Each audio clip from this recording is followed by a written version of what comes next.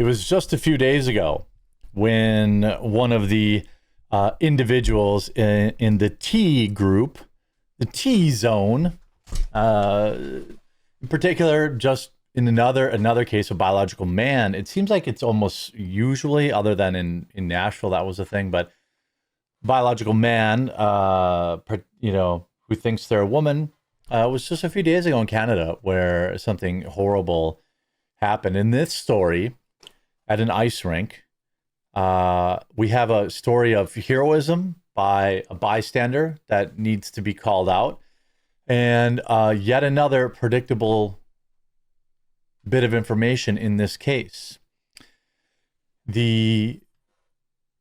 Earlier today in Rhode Island, there was an ice hockey game. At this game, and there's video of the incident. I'm not going to show that to you. A father took out his wife and two of his three kids. There are pictures circulating from people who have been there. There are other people who are seriously wounded. The father was, quote, very sick, and a heroic person in the crowd stopped this from being far worse than it could have been. 3 people, including the suspect, are no longer with us, and 3 more injured in the incident at Pawtucket, Rhode Island skating rink at the city's police department confirmed. The incident was during a scheduled co-op hockey game.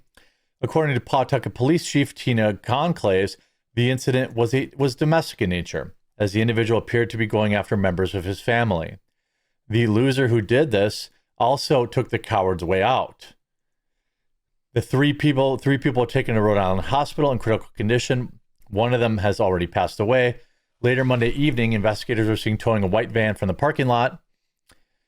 A number of schools in the area were out. One of the schools celebrating senior night, blah, blah, blah, blah, blah. A woman who was leaving Pawtucket Police Department after the incident told News Center 5 that her father was the lunatic. My father was the one who did it. He took my family and he's dead now. She also added, he had mental health issues.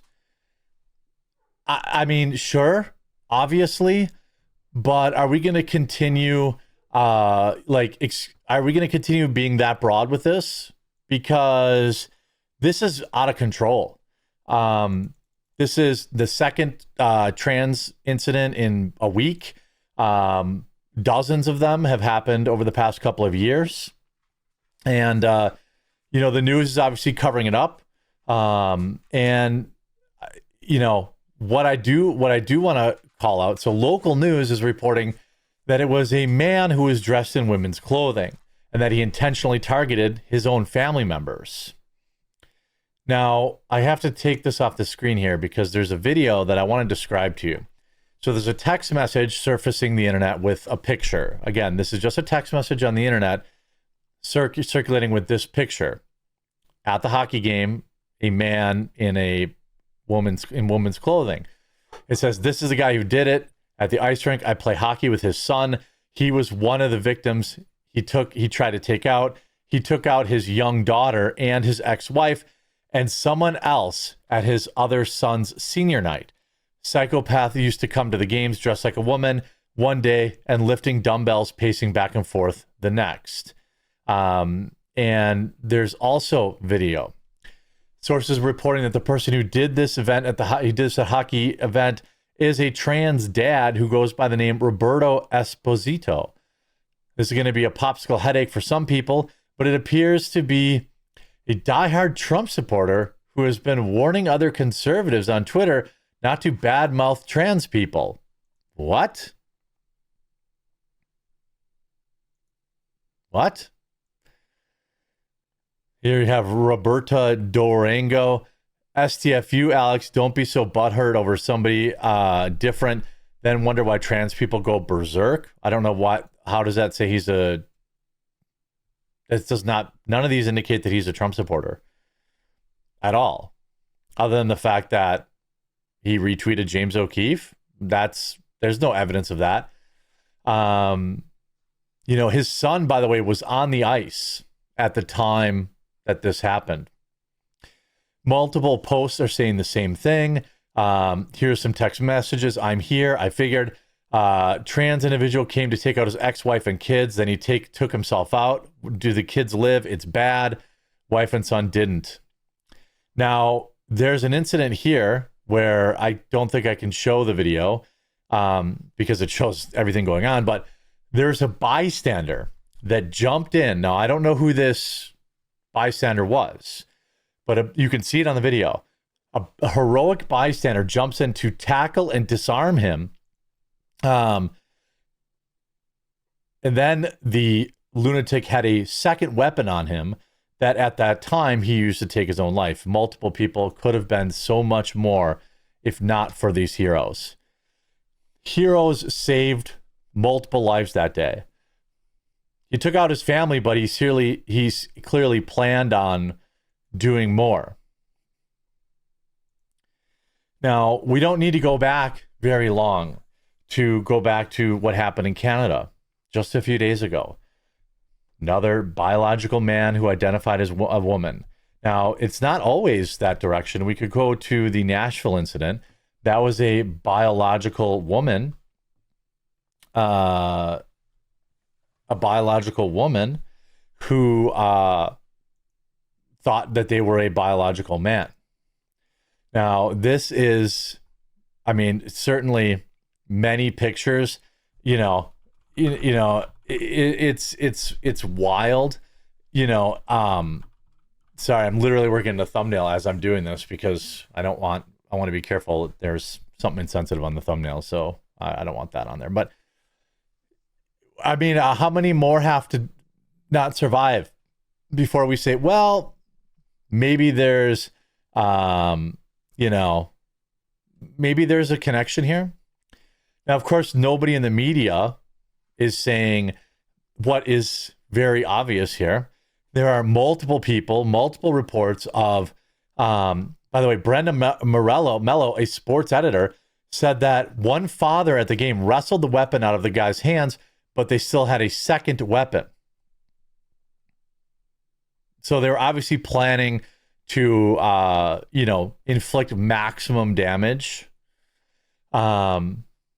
And again, Rhode Island, obviously extraordinarily strict laws around, people being able to protect themselves. What will the narrative be tomorrow? Well, it'll be more mental health, more mental health, more mental health, more mental health. Well, yes, that is true. But we have a situation where we have a pretty clear idea of, who these individuals are, and we have no clear plan on how to deal with them.